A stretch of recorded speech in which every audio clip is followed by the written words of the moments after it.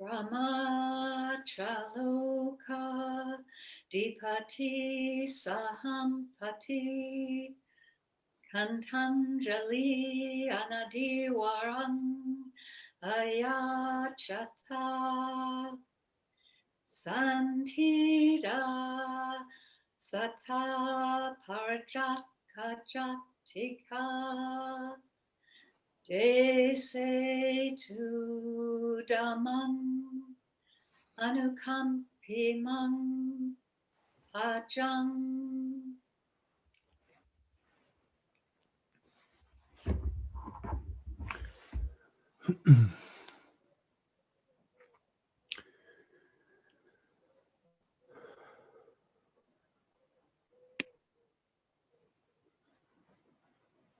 Namo tassa bhagavato arahato samma sambuddhassa. Namo tassa bhagavato arahato samma sambuddhassa. Namo tassa bhagavato arahato samma sambuddhassa. Buddhang dhammang sanghang namasami.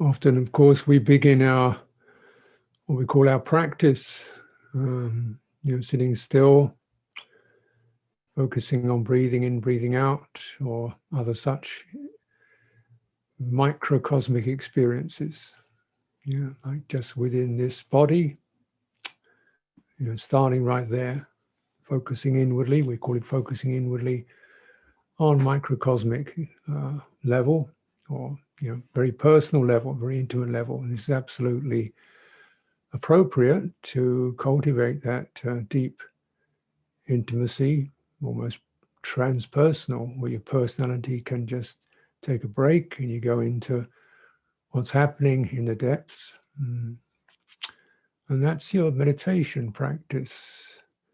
Of course, one has to recognize that that sits within something much larger. And particularly with the forest teachings, the forest Dhamma teachings, it's the sense of the larger sphere is quite significant. The way you live, how you live, who you live with, your cultivation of right speech, right action, frugality, the things in the Metta Sutta, right? Humble and not conceited, content and easily satisfied, unburdened with duties, frugal in the ways. You actually practice them as a lifestyle. Well, that's your model. And the meditation kind of occurs within that. You're using your life to hone, train, restrain, cultivate, firm up, question yourself, what am I doing? What's really important? Then the values of that, the learning of that, you're taking to a depth, and in at the depth level. And then, so this way links the depth to the surface, you might say, using that particular language. I don't make these things too ultimate, Could say the inner to the outer. They're just kind of ways we experience things. They are perhaps not ultimately true, but we do experience things in that way. And of course, the as you see in the sutta, and as Willa was commenting in the Vinaya teachings, the teachings on training how to live, the qualities of goodwill are pretty paramount. In fact, one will say there is no living, no real life, living vitality, refreshment, learning that you can take into the depths without the quality of goodwill. Right? So if we're saying, what occurs on the surface, sensory, social level, if the messages there are of empathy, concern, morality, trustworthiness, then you're getting those signs and messages steadily, and that's what you take when you sit down and close your eyes, that the mind is used to that particular atmosphere and it takes it in. So you know, your foundation for meditation, you know, is established by your living circumstances.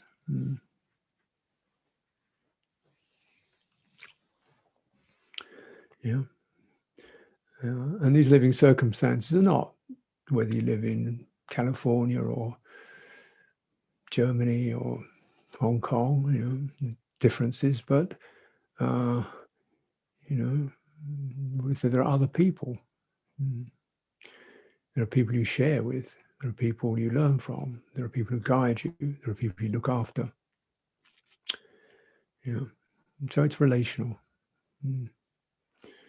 There's a need to sustain oneself, to sustain this physical form, to use it wisely, to avoid harsh, deceitful, arrogant, destructive, domineering ways. Not humble, not conceited. Not conceited means it's all about me, you know, and everything else is secondary. You know?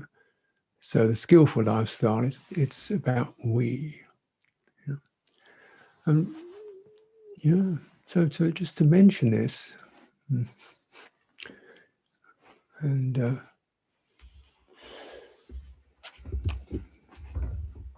now when we again, you know, say, well, who's practicing? Somebody's asking about self, and who's practicing meditation anyway? Well, it's the citta, the awareness, the heart. These are just, in other words, that has been, you know, arisen within that matrix. It arises in an embodied circumstance. It arises in embodied circumstance. It arises through a connection to parents, other people, and so on. And so that, you know, so it's got particular relational form. It arose through relationship. It took this particular form. You know. So its nature is essentially sympathetic. And actually, this is not even you know, peculiar to humans. Other creatures also experience the same thing to their clan, their flock, their horde, their herd, you know, their young, and so on. It's very obvious, really. And they live in their environment. They connect to their environment. And you read beautiful stories. I remember reading the story of this penguin. A fisherman in Brazil had found this penguin covered in oil slicks. So he'd taken this penguin out of the ocean in Brazil, right, and cleaned it up, looked after it, fed it, got back to health, and released it back into the ocean. And the penguin then kind of penguined off, swam, fluttered off. And penguins live in Antarctica, which is several thousand kilometers away, I guess. But the funny thing was, you call it funny, every year this penguin would make the journey from Antarctica up to this beach where he was rescued. And I've seen videos, this penguin coming out of the sea, flapping his wings. And he's looking for this fisherman. The fisherman's standing there. The penguin comes rushing up to him. He's kind of rubbing his beak over his feet and saying, what is this? Curious animal behavior. He must be looking for food. No, he's just being grateful.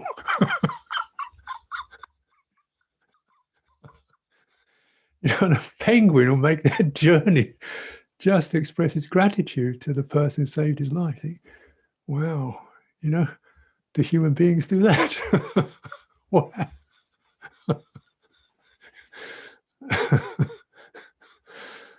What happens? And it's not just, that's not just the one-off. I've seen pictures of gorillas, in lions, a person who brought up some lion cubs, you know, big carnivorous cats, and then again they released them into the African savannah or South Africa when they were still cubs, and then he goes out there, you know, 5 years later, with a friend, and he's kind of standing. These two lions come running up to him, and for some reason he doesn't run, and they put their paws on his shoulders and start licking him. These massive lions, just obviously affection for this person who brought them up. You know, wow, it's this kind of cellular experience that it's nothing to do with the intellect. Yeah.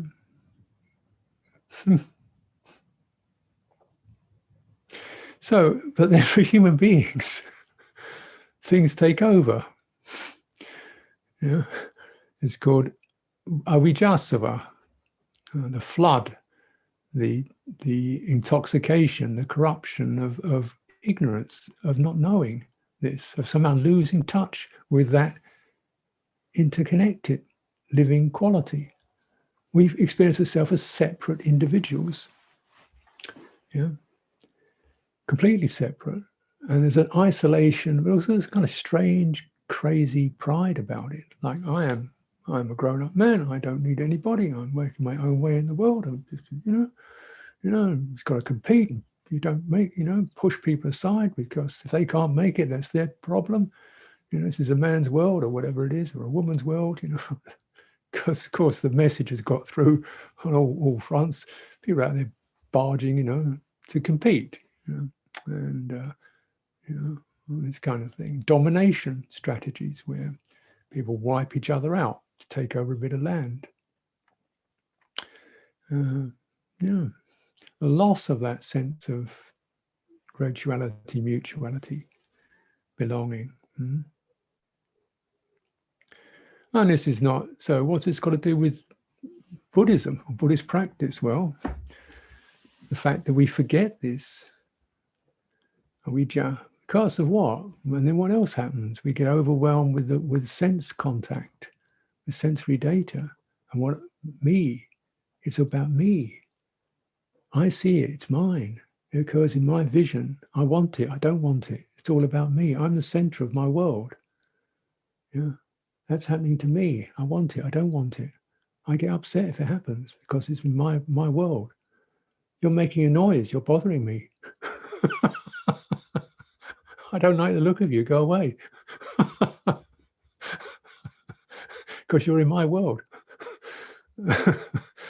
Yeah. Or I want one of those, whether, I want what you got, I want it. I want to have it. Take it off a tree, take it from an animal, kill an animal if it gets in my way. Of course, I'm a human. I'm above all this. I'm the Lord of the universe. Not humble at all. Yeah. And so also you get this other flood or corruption called becoming. I want to, I was, I am, I will be. I'm planning my own individual future. I want to, and it's towards being on top of things, being able to hold everything, control everything. So it becomes my way, the way I want to be. I want to have that certain for me forever. And that's, I don't think people think like that, but the kind of way the mind works is always mine. How can I get? What will I be? Will I be okay? And so, not what can I offer? How can I open? What can I release? How can I get, make, become something? And these messages then percolate through the way our mind operates. The Buddha says you've got to make an effort to abandon this wrong view. Otherwise, it takes over. And he says, okay, here's a quote. How is right view the forerunner? One discerns wrong view as wrong view,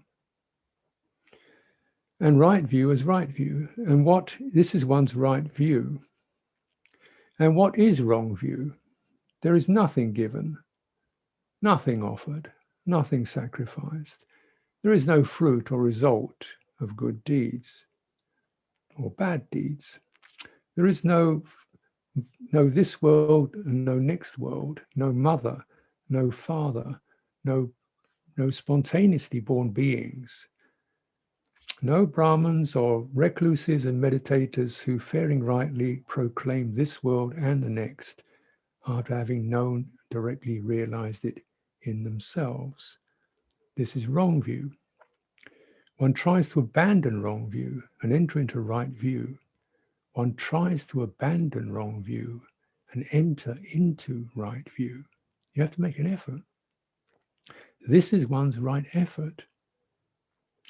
One is mindful to abandon wrong view and to enter and remain in right view. This is right mindfulness. Thus, these three qualities, right view, right effort, and right mindfulness, run and circle around right view.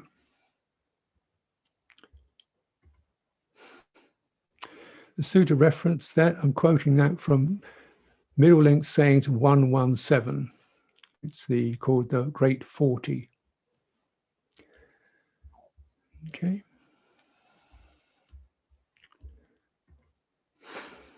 Check it out for yourself. Right. So this is one's right mindfulness. What am I supposed to be mindful of? Well, you've got to set up the right domain that you live in. Right. This is where you live. This is your basis. If you get that basis right, then your attitudes.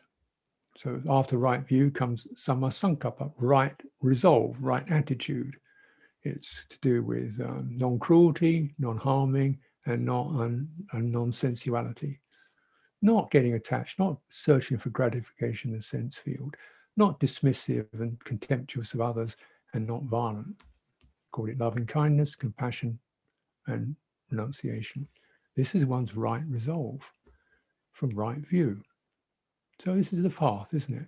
Therefore, one's right speech, right action, right livelihood, yada, yada, goes on. Eightfold path. Make an effort. So your right mindfulness is actually sitting or established in the right territory. Rather than the narrow territory of me and mine, as an individual who's got to get what they want and get enlightenment as another thing that I've got. Yeah. No, it's not the way it works. That's self-view. That's self-view. Self-view is a major hindrance. It has to be worked against. Yeah. And so certainly in the forest tradition, that's worked against. You don't get your own way. And you belong to a community, and you have to serve and work together, and you live in relationship to the lay community, and you have to be worthy of their offerings and not manipulate. Don't accept money, don't accept bribes, don't do favors. Just and support your elders, the ones who have gone forth before you, whether you particularly like them or not. Just learn to serve. And what's going to happen? There'll be unpleasant feelings probably, but unpleasant feelings part of life. But gradually the mind will be trained and honed. They say it's worth a bit of displeasure to get rid of self-view. It's worth it to get out of this self-obsessiveness. If it hurts a bit to do it, I'll take that on. And it does hurt.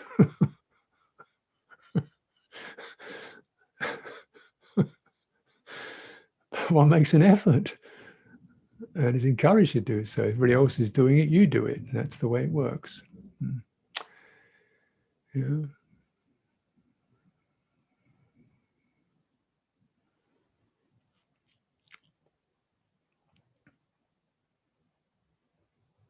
And you look at the various ways in which that kind of presentation is mentioned in the suttas. Like your precept is called the one who shares your cell. You live together. You share the same tiny little dwelling place. And the training is the disciple gets up before the elder prepares things, prepares the robes, prepares the bowl, gets the place clean. So the elder wakes up, gets up, things are ready. They go out for alms round, they come back. The disciple takes the elder's bowl, cleans it, sets up the place, prepares for the elder, comes in, has the elder gives a talk, gives instruction, disciple expresses appreciation. Okay, go and meditate now. Evening comes round, disciple, how can I serve, help out? This way of living, very connected. Now it's not love in the kind of romantic sense, but you remember, the Buddha teaches out of anukampa, which is sympathy. One is just sympathy, like one recognizes and resonates with the welfare of another. And this helps is a beautiful way of abandoning self-view, because you're opening the self-view out through a gentle and voluntary, don't have to. If you don't want to do it, you don't have to. But if you want to be part of this, that's the training. You open out of that in a rather modest way. All I have to do is kind of do a bit of cleaning and, offer out, help out, and ask, enter into a relationship. And there's respect, mutual respect, and so forth, and mutual care goes on in that. And, something in you begins to lose its hardness and its intensity and its obsessiveness about what I got to get and practice with. And I've seen,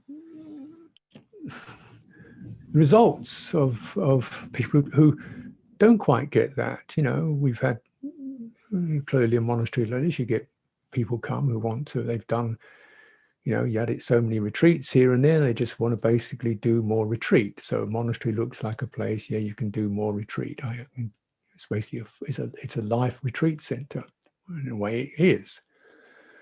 But it's not a life meditation center in terms of what they imagine it will be. Because okay, you get your meditation practice, time, formal practice, it's often in a group. I don't like being in a group. People shuffle. I don't feel comfortable in a group. I want to be on my own. Well, what's the problem? I've had people say, I can't be mindful if there are other people around. They disturb my practice. Even they're sitting still. You think, where did you come from? And you get people who get interested in things like, where's the I want the cessation. Like it says in the sutras, the cessation of consciousness. I want to get that. You think, this one's going to be a problem. And so they practice very diligently. They don't socialize. They stay in their room. They meditate a lot. They practice it. And I had one of these chaps, and kind of long story short, he found himself one day with a jar of peanut butter in his hand. And he realized he'd eaten half this jar of peanut butter, but he had no awareness of it. He'd gone down into the cellar where the stuff is stored in a complete oblivion state because he'd gone into cessation. While he was in cessation, his hand reached down, got a jar of peanut butter, opened it up and was eating it. And he suddenly came out of cessation. What is going on here? And so he realized basically his mind had just snapped. Awareness had completely gone. And so we had to take him to a psychiatrist and get a lot of effort to make things stop, to stop the thought, to stop the feeling, to get to that place where you don't feel things.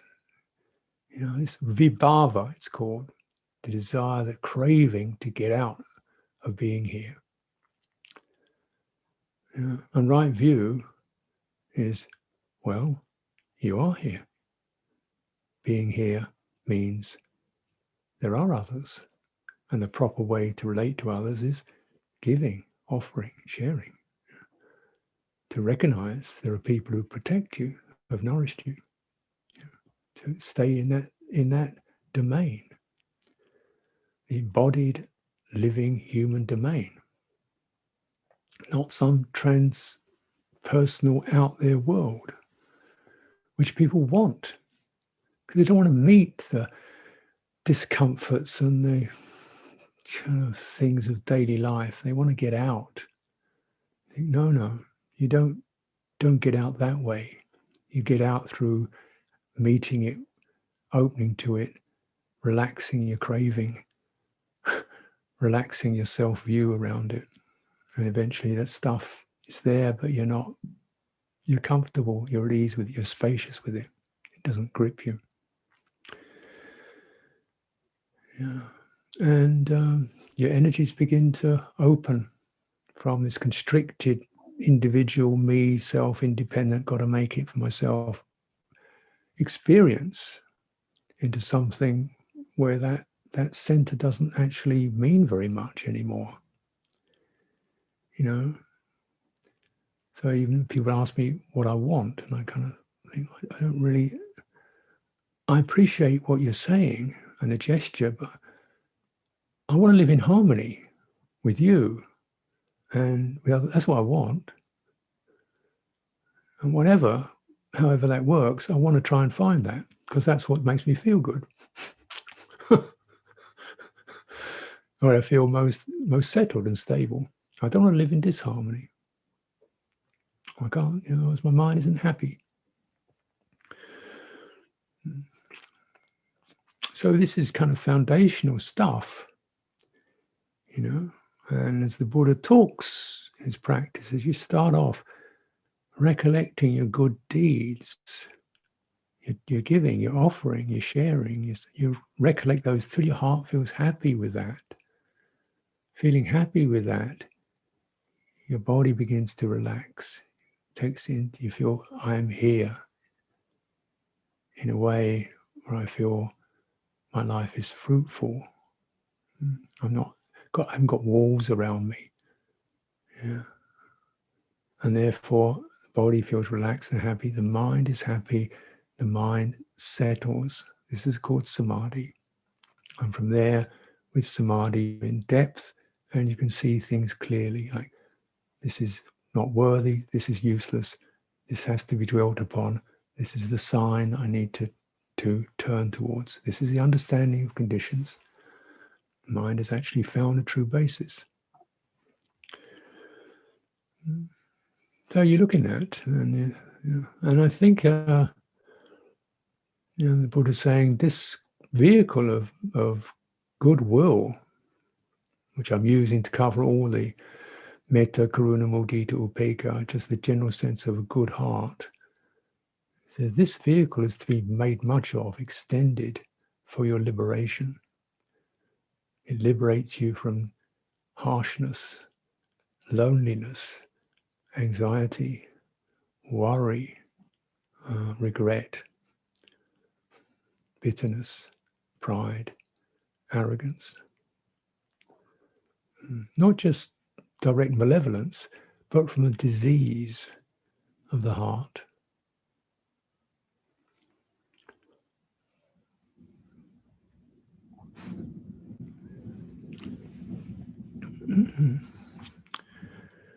Yeah.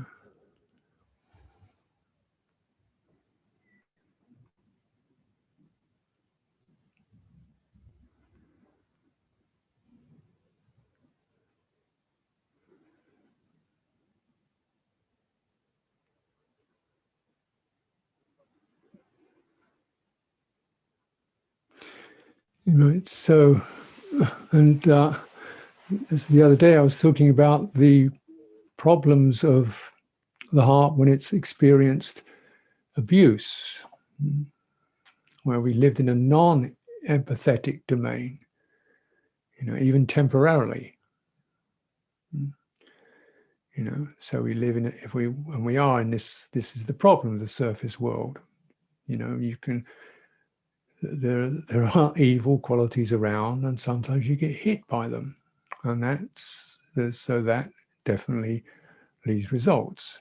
And generally, the story is that the younger you are that happens, or the more vulnerable you are, the deeper that impression goes, because the younger, more vulnerable and sensitive you are, then the wounding goes deeper and impresses itself. And it actually, your heart kind of is contracted by that. And this is abuse. Not because of what you've done. If it was because of what you did, you could say, oh, that was foolish. I regret that. I see that. I'll stop doing it. But when it's done to you, how do you get out of it?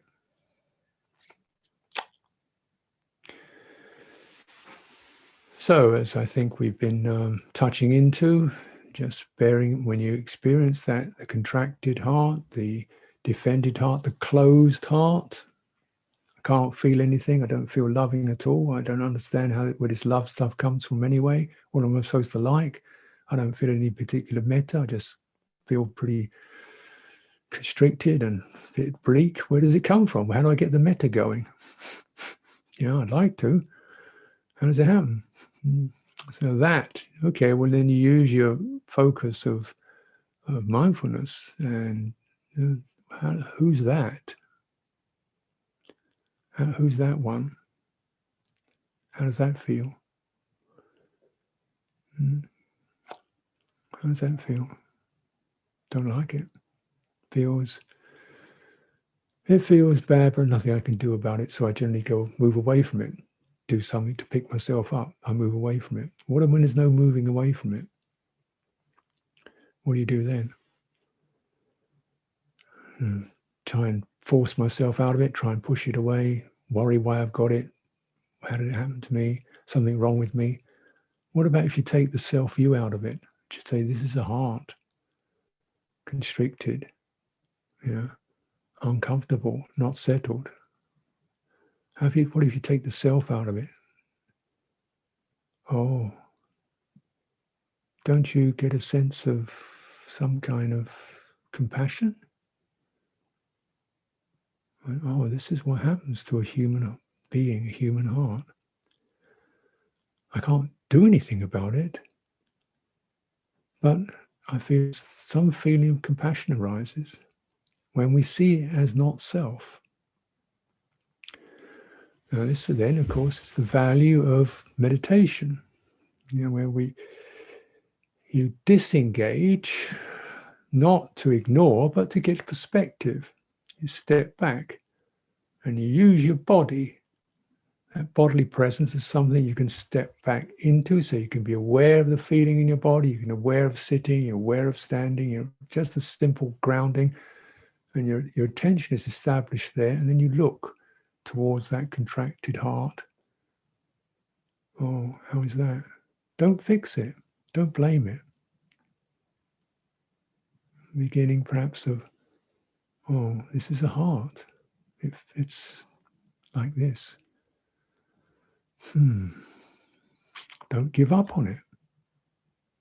Don't give up on it. And try to almost breathe. Why we say then breathing, because the breathing has got this suffusive energy. The suffusive energy will actually do what your words can't do. You can talk to that heart, tell it to cheer up, it's not going to work. But you get a suffusive, steady, rhythmic energy passing through it, which has no resistance to it, which doesn't want to change it. And it allows the energies of the contraction, the denting, the contraction of the heart. How does it contract? Because something seized it. That's an energy of fear. One is violated. There's fear. It's contracted. So it's an energetic thing has happened that causes that to be tightened up. And we're breathing through that gradually, that contraction can begin to soften. We're not pushing it. It's just sheer chemistry. And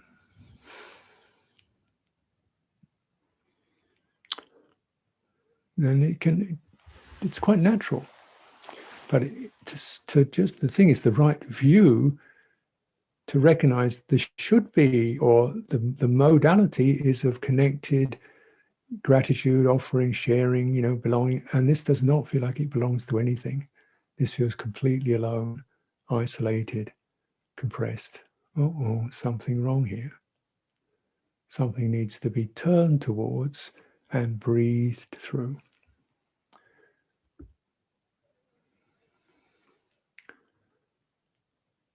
And letting the breathing do it. Because, as I've said before, and I reiterate it because it is strange, at that level, the body, the breathing, and the heart are really not separate. They flow together. They flow together. You think, sounds great, strange. Well, how do you think you got born? Where do you think the cells, how did they learn? You started out as one cell. How did that one cell figure out how to become a hair or a liver or a tooth? Something told it, didn't it? I don't think it got there wasn't an app, a birth app there's a fundamental intelligence that's percolating and felt within this cellular material form that organizes it. That material form is attuned to a kind of an intelligence that generates, that opens and generates multiplicity of forms, life itself. It's not hard, it's not contracted, it's not static. And so when we're breathing through, we're bringing the very breath of life with the resonances through our contracted psychologies. It's a very clean way, allowing yourself to feel. And in that process of uncontracting, it's sometimes quite uncomfortable. As they say, when the contracted heart is like it's bitten hard. And so as you come out of a car crash, and first of all you're dazed, you've escaped from the car crash. You got out and you ran away. And you sit down, oh wow, so grateful I got out. And then the pain starts after you got out. Yeah. So there's abuse. There's also the withdrawal of empathy. That is, it's not that anybody's done anything particularly nasty to you, just you lived in a domain where there wasn't much of that sense of relational fluency, sharing, giving, offering, and so forth. You lived in that. So it's the depletion of heart rather than the sort of abuse of it. It's a starvation of heart. And unfortunately, this form is rather common. And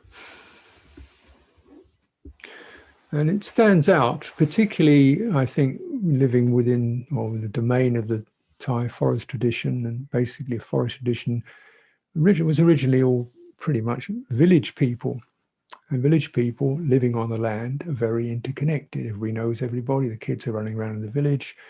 The buffaloes, goats, sheep, and everybody's milling around in a gentle way. It's highly relational. And so for them, they think, no, here we are. It's really nice to be here. There's a group of us, 15 of us sitting here meditating, and they get the sanya perception of the group is a comfortable experience to be in.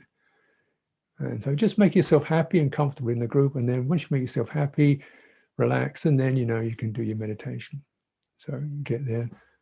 I don't like the look of him. What's going on? I feel nervous. I feel awkward. I feel embarrassed. I feel like I'm odd. I don't know what I'm supposed to do. I say, well, just relax and, make yourself happy. And then how do I do that? How am I supposed to make myself happy? Because there's the sound of the rooster crowing and I don't feel comfortable with that. And I'd like a different, well, okay, well, so just, there's the group people, you feel happy. There's all these other people here. How can I meditate? He moves. And they be like, oh, for you, the group's a problem, isn't it?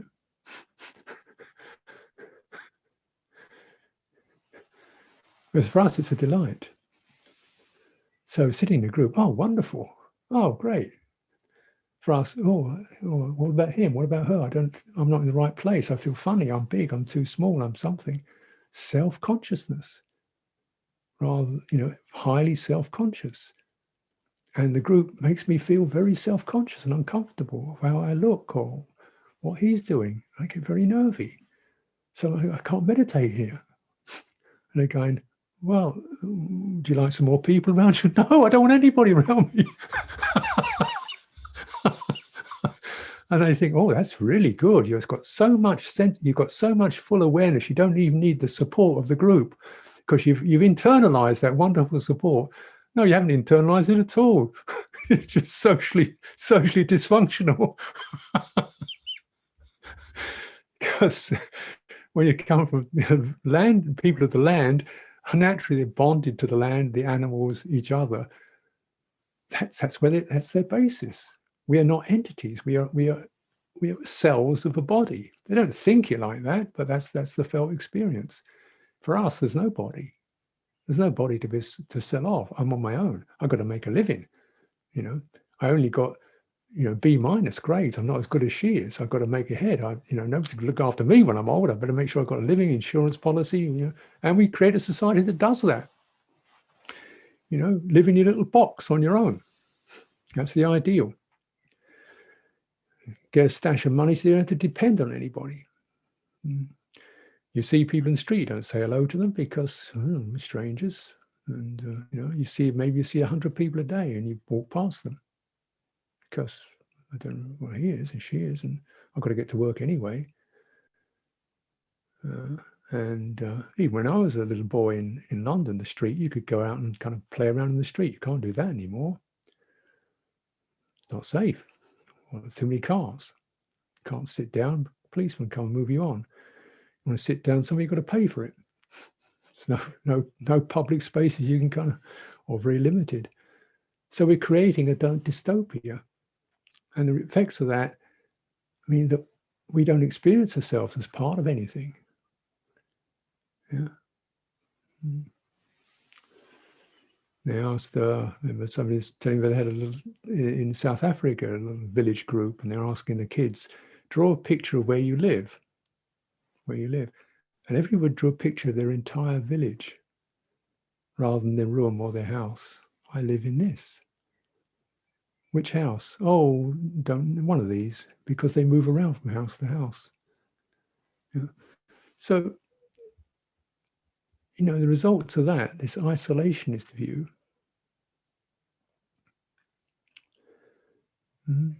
and so there's not that unconscious, it's not, unconscious feeding. It's not like people it's kind of coming in an unconscious way. You feel belong, and you feel that's less isolated individual, and the mind then is shaped in a different way, less trying to perform to get better, less self-consciousness, less trying to live up to some ideal, much more acceptance.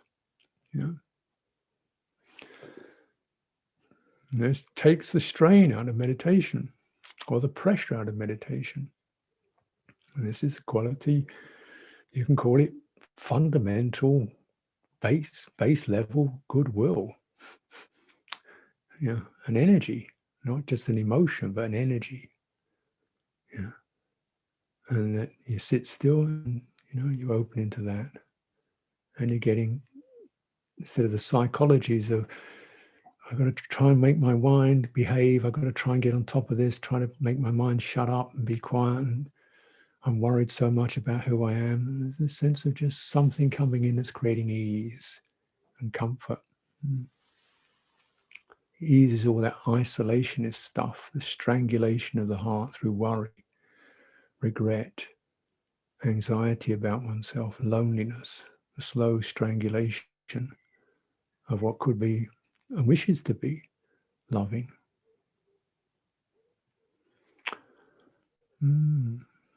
So how do we deal with that? You know.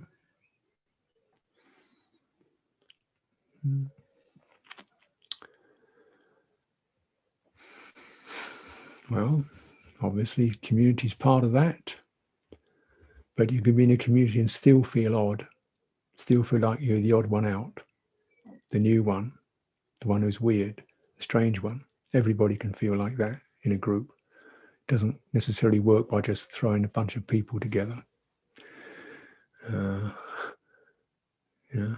So you also begin to work upon the sense of the isolated self with its need to be good, make it work, be perfect, not upset people, do the right thing, take care of everybody else, you know. It's trying to express its love, but it can't do it in an easeful way. It's always doing it in a doing way. And it's this quality of ground level love is not doing anything, it's just being held in a comfortable place. So you contemplate the isolated self, the experience of it. And how it feels in your body. Probably for most people that would be upper body. So extending through the entire body into the space around you, the ground beneath you. Where does that sense of yourself end? Do you sense that the ground beneath you is outside yourself? If it was outside you, how could you feel it? It's part of your awareness, isn't it? It's in your awareness. Right? So that the sense of the ground beneath you, from a visual point of view, it's outside you, but it's within your experience. So from the awareness point of view, it's not outside you. It's within awareness. The sounds that arise, the sounds of the birds, the sounds of the cars, they're outside me. They're annoying me. If they're outside you, why are they getting into you? Why are they bothering you if they're outside you? They're not outside you. They're within your awareness, aren't they? Right? So instead of that defending, irritating, could we meet those sounds as part of our domain with a mind of non-resistance? Sound is doing what sound does. It's not trying to hurt me. It's not attacking me. It's just doing what sound does. When I stop seeing it as an impingement, as something getting in my way, strange enough, the impact of it begins to recede. Where I'm living now, for many years, monasteries are living out, we're always building sites, we're always building. And while I was the abbot of Chittaviveka, the building I lived in was right next to where they were building the main Dhamma hall, about 5 meters away, perhaps less. So all day, most days, there'd be the sound of hammering, stone saws grinding stone, tile saws grinding tiles, whining, grinding tiles, machines thumping and crashing. And I'd be sitting there in my kuti with this crash, bang, sound. And I think I could feel it kind of shuddering through me. I shut up. I can meditate. I've been practicing to meditate. I can't, you know what I'm looking at? I'm not doing a bit of peace. I'm the abbot here after all. I should be able to meditate in this place. And these, you know, I can't even, how can you saw a stone quietly? It's impossible. So eventually just, okay, just, you can feel that tensing up against the sound. And then I can't stop the sound, but I can stop the tensing up. I don't want to stop it. I want to defend myself. I can't defend myself against the sound. The sound's not actually hostile. I just don't like it. Now, could I just not even try to like it, but just stop that tensing up and feel that sound and then the shudder of unpleasant feeling after it, and just let it pass through. Sound, unpleasant feeling. Sound, unpleasant feeling and reaction. Sound, unpleasant feeling, reaction, proliferation. How dare they? I'm trying to meditate. Da, da, da. Okay. Sound, unpleasant feeling, reaction. Then eventually sound, unpleasant feeling, reaction. Oh, well. Sound, unpleasant feeling, no reaction. Sound, not much unpleasant feeling. Sound, sound, sound, silence, sound, silence, silence, sound. So what? It's just change. Non-resistance. You do that with those voices in your head. A bit more difficult because they sound like you, don't they? Telling you all kinds of really desperate things you need to do or can't do or will or won't. Do they do you any good?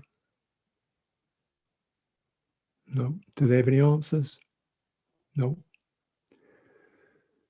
Do you wish they go away? Yes. Well, can you make them go away?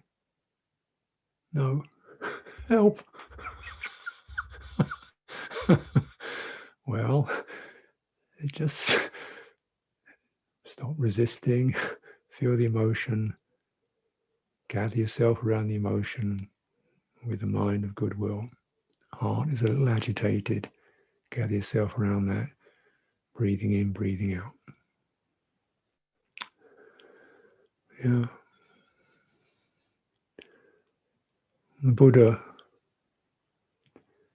ever on the mark, he said, if thieves catch you at the crossroads,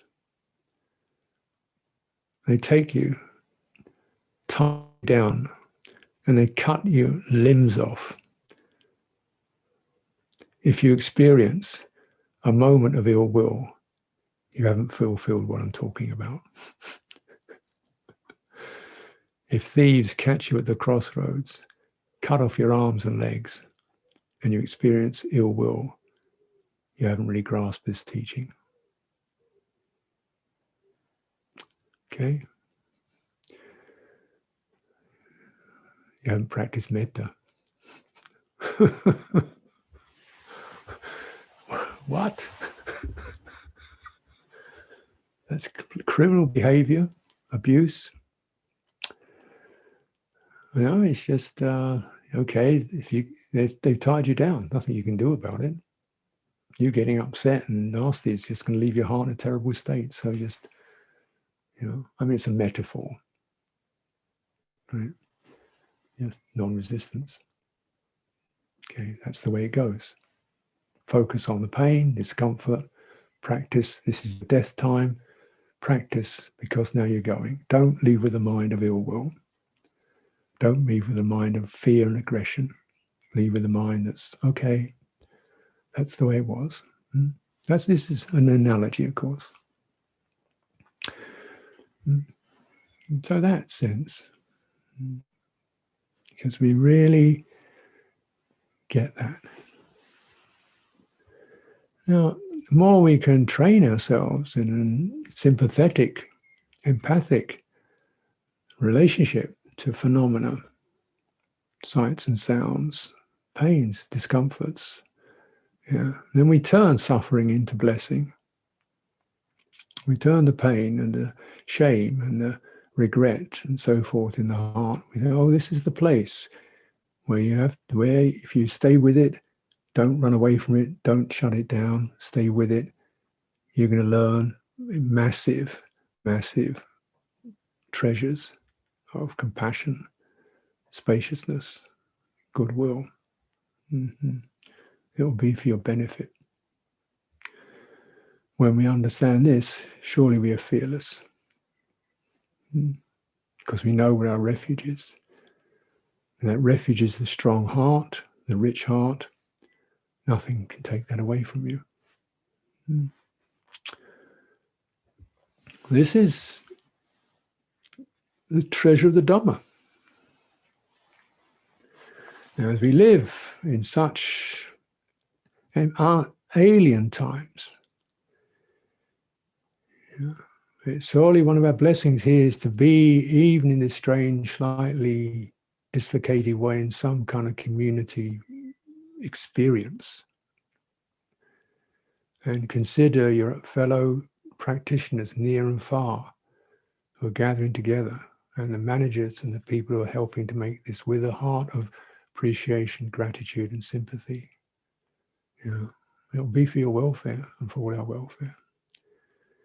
Where you can overcome this isolation. And there's tremendous need to develop that, this increasingly technologized way, day life.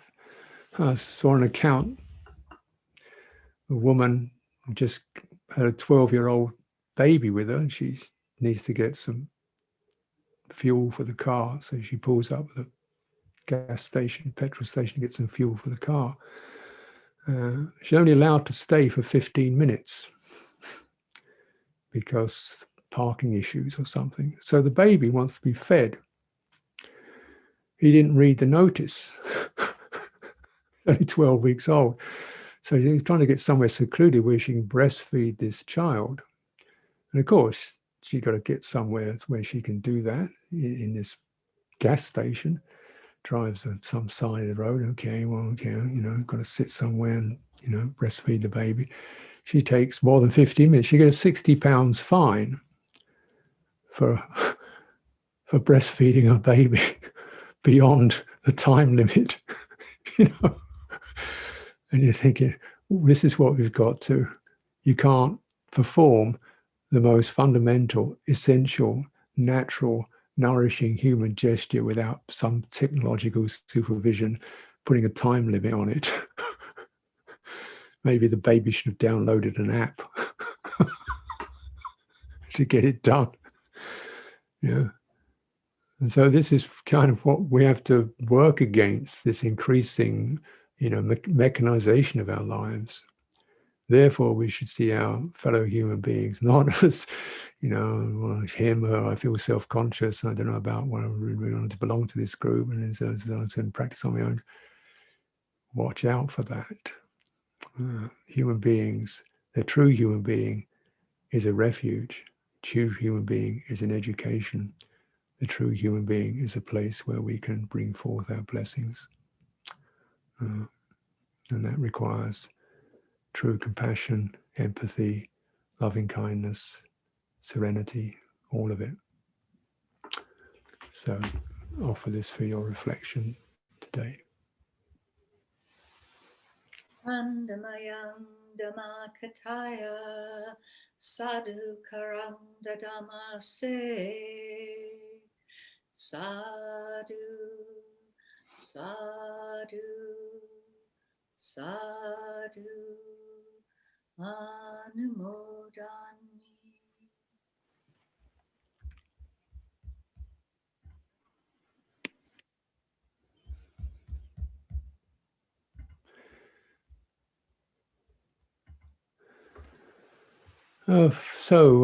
Friends, if you'd like to take a little bit of a wriggle, stretch, freshen up,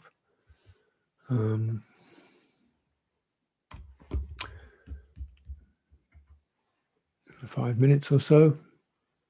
Let's not make it too much legislated by time, but you get that rough idea, enough to stretch, freshen up, and perhaps we could return into this group form for a briefish meditation together, and then practice more according to our own understanding, walking, sitting, reclining.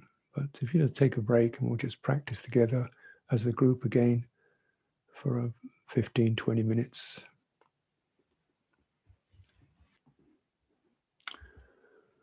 Okay, friends, here we are.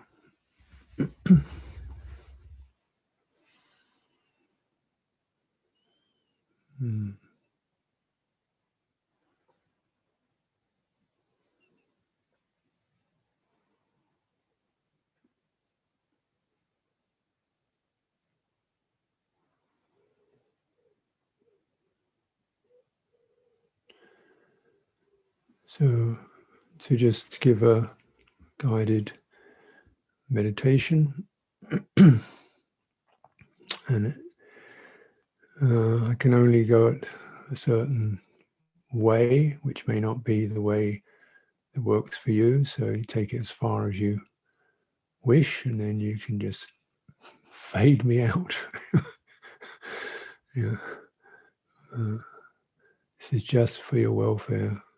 Yeah. So whatever doesn't work, just you're not obliged to follow it.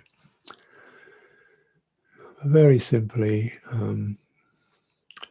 looking at just beginning to awaken that fundamental cellular sense of belonging and acceptance at a very cellular level. It's not about a person before that. Okay, so let's just get down to direct practice. So sitting, taking up that sitting position. And as the Buddha says, sitting at the root of a tree with spine upright, legs folded. Sitting at the root of a tree. So the ground beneath us, canopy of shelter above us. We don't have to create any of them. They're there. We're sheltered from the elements. Got a firm ground beneath us. We don't have to pay for it, own it, be good. Anything. It's no obligation. It's a gift. And your sitting position is drawing from that. So the base of your body,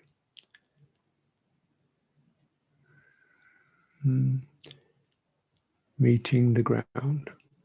When I say the ground, don't take it too literally. I mean the sense of the ground. The sense of something there that's happy to support you. You don't have to negotiate it. It's a gift. Relaxing onto that gift just as if you're relaxing into the wall of the womb when you're a little embryo. Just as that close, just that sense of there's your mother at this cellular level. It's not a person, it's just this fundamental natural synergy, sympathy. We return to that. So obviously nothing in your personal memory can do that, but your tissues know that. Received.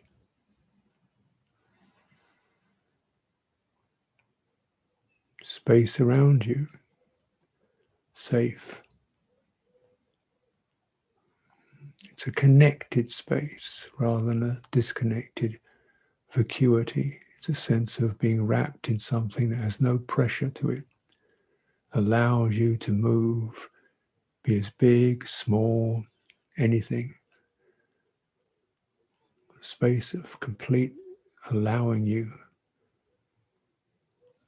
opening around you, giving you space. Try, but just bring up that image, what that would feel like. I suggest you begin low down in your body, perhaps right where you're sitting, your base, pelvis, the abdomen.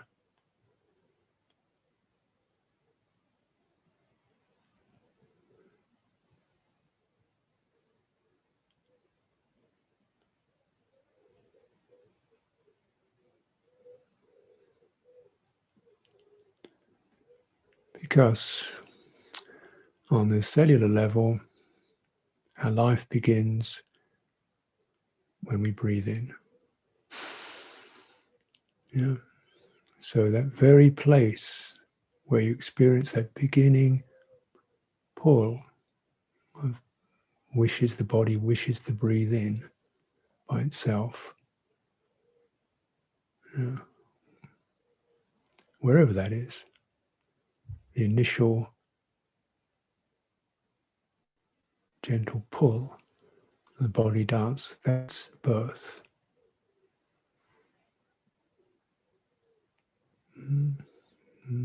Birth from a safe place, given place.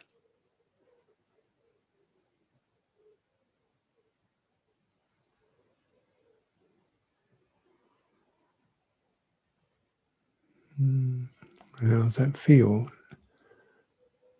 Inhalation expands. Birth, you expand from a point to something wider, a field. And all that is received, space opens around it. Breathing in, the inhalation is your birth and your childhood.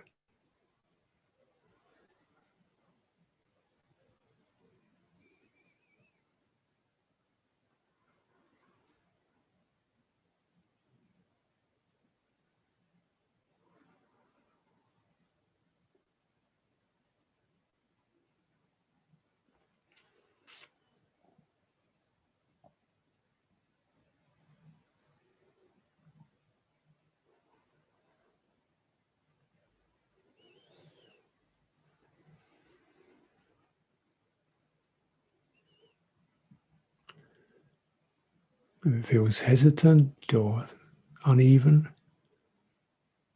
just keep returning to the given quality of the ground. It's given, it's holding you. It can be uneven, even, smooth, sharp. That's not on top, that's not an issue. However it is, space opening around it. The tissues and the embodied intelligence, embodied sensitivity, sense space that is not empty, space that is benevolent.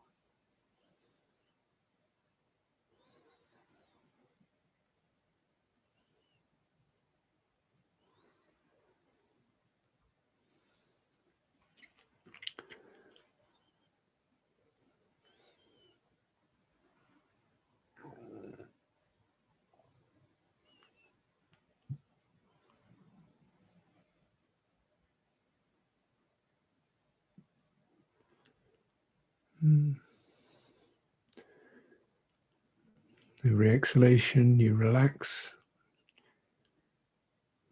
Allow yourself to descend, not holding it together. Allow yourself to empty back into the ground as if you're almost liquid. And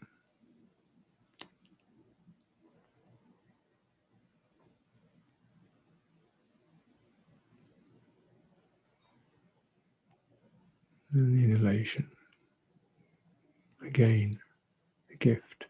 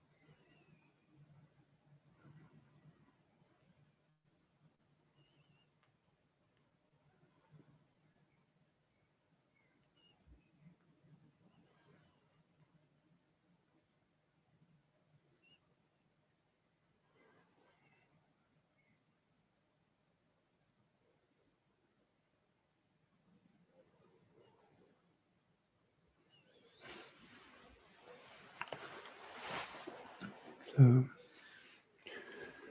the ground means the place which is the lowest where your breath can descend. So don't concern yourself too much about the anatomy, but it's a sense in which it's the final ending of the out-breath without any pressure, just releasing. Now that may change. It may change from your solar plexus, your diaphragm, your navel, all the way down to the pelvic floor, even down to your feet sometimes. But it's really like a sense of this is where, you lay it all down. It just ends. It's breathed out. And that's held, if you like, not by yourself, but the ground receives it. So if you can empty yourself, your problems, your world, your personhood into that place of ground, fundamental stability. And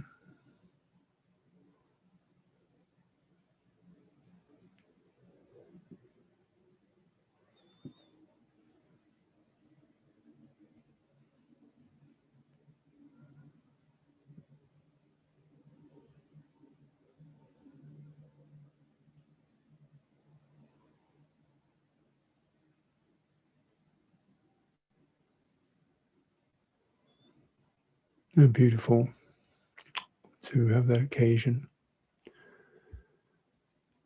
Not have to be anything.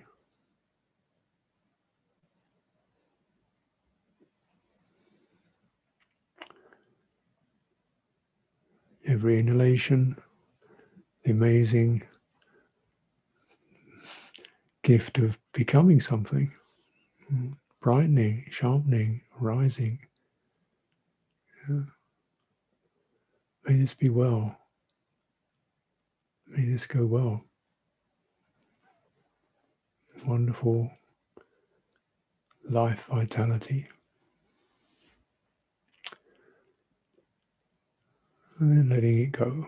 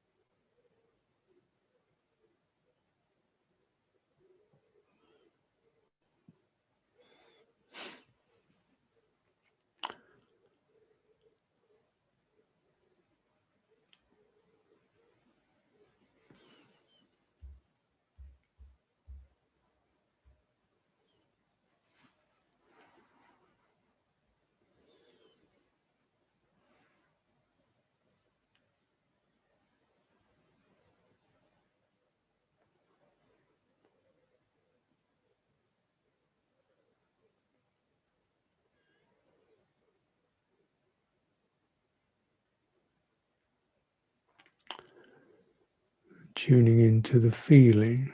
So this is where it's the fundamental bodily feeling. You bring awareness to it. You get a subtle mental feeling. It's relaxed. It's open. Mind feels receptive, attentive, and it's quiet. vitality moving. How does that seem to you? How does it touch you?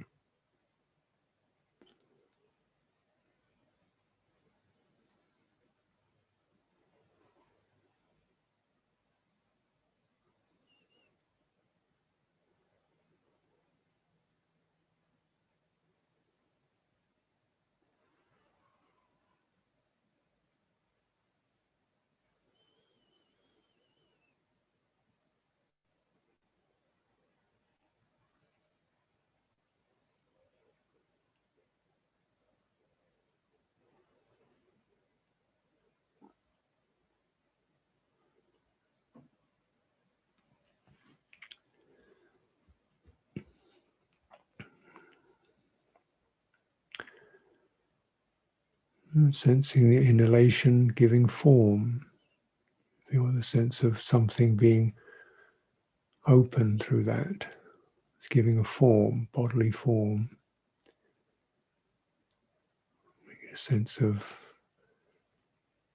physicality being shaped by that internal movement.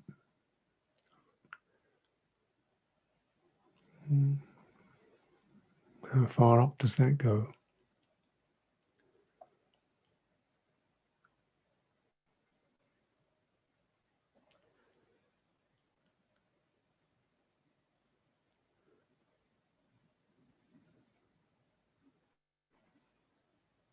Wherever it goes, as far up as it goes, we call that sky, heaven. Wherever it felt, open the extremity of the inhalation, touching it, open to that. And then subsiding back to the earth.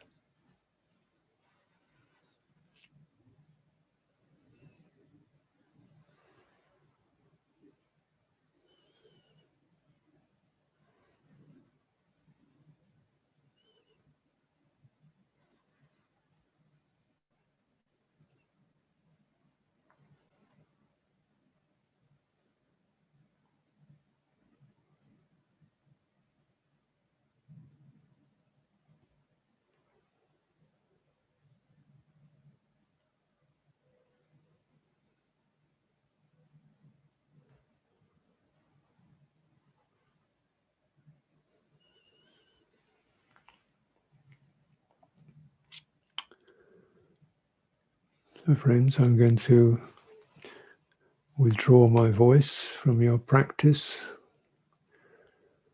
I encourage you to pick up what you feel is appropriate, beneficial for your welfare at this time. Please practice for your own welfare. And we'll be back again in a little while. So we'll give you, what is it? I think it's another hour or so, I believe. And if you want to get back, like just before the ending of the session, and we once again come into communion, the end of it, I'll be here.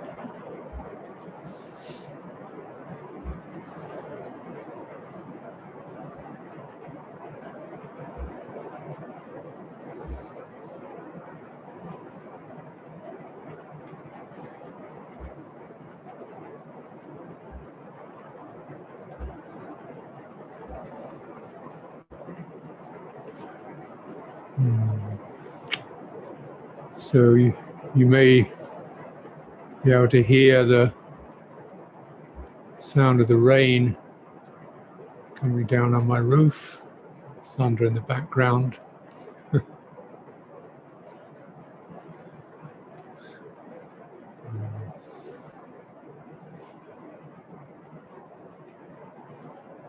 Realm of sound and hearing. Good place to enter the world with, hearing consciousness. And I'd like to imbue that with the qualities of loving kindness, compassion, appreciation, and equanimity using a chant. And you'll find this is called, I think, suffusions, divine abidings, or something like that. Metta Sahagatena. And yeah, so I'm going to chant this because I know it, and I think with a little bit of fumbling you could probably find it. And if you don't want to fumble, just listen. It's page 9 on your sheets. Thank you, George. And a sense of, the way we are, we do suffuse, we do extend energies out into the world. We like to extend instead of our worry or agitation or defensiveness or whatever, that we do. What does happen, those emotions don't stay in your body, they move out into the world around you. So instead we're going to look at or reflect on sending forth out some goodwill. Of course, it's not just the physical world, but the psychological world of what's happening in your heart at this time, the beings, situations in your heart.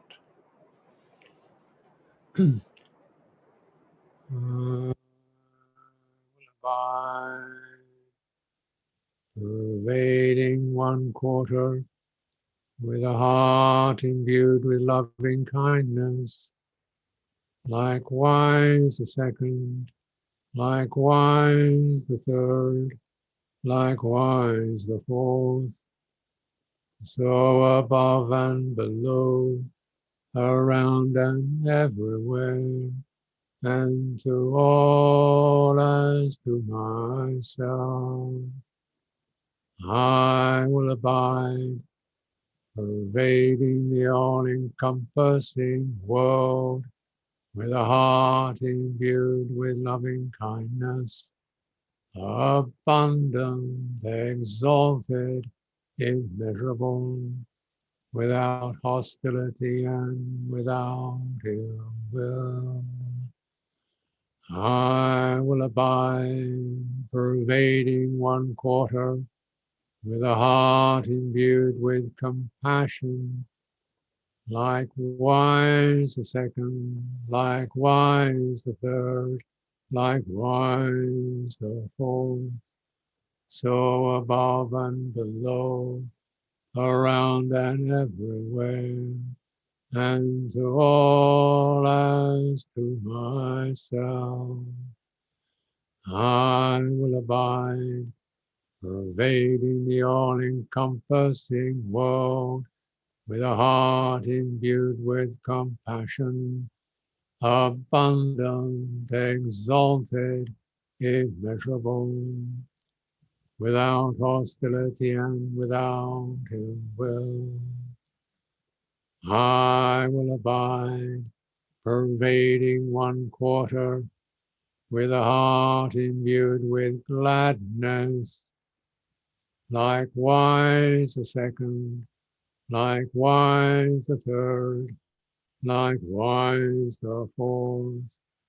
So above and below, around and everywhere, and to all as to myself.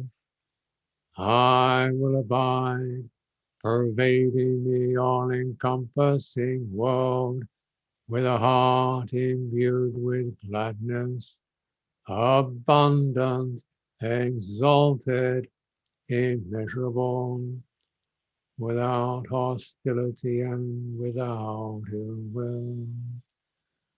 I will abide, pervading 1/4, with a heart imbued with equanimity, likewise the 2nd, likewise the 3rd, likewise the 4th, so above and below, around and everywhere, and to all as to myself.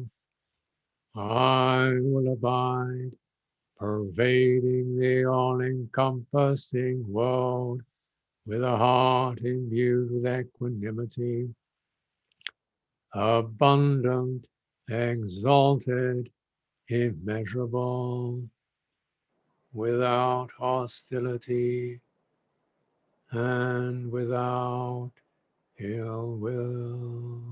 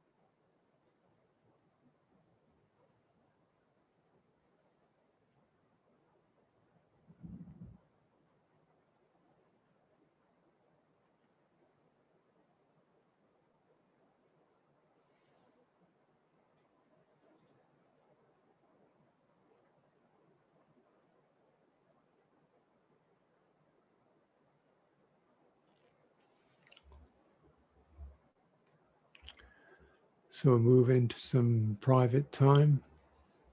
And some of you maybe, that's going to be, I don't know where you are in the world, an evening or something or the other, but you're welcome to join in, return to this venue in an hour's time for questions and answers.